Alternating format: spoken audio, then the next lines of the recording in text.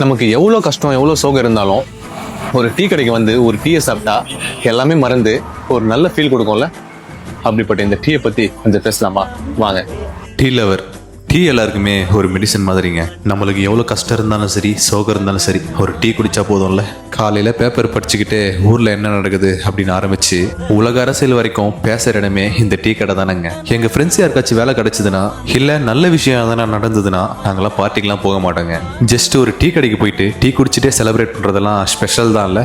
அந்த டீ கடையோட ஹீரோவே அந்த டீ மாஸ்டர் தாங்க. ஏன்னா யார் யாருக்கு எவ்வளோ சக்கரை போடணும், எவ்வளோ ஸ்ட்ராங்காக இருக்கணும் அப்படின்னு தெரிஞ்சவரே அவர் தானேங்க.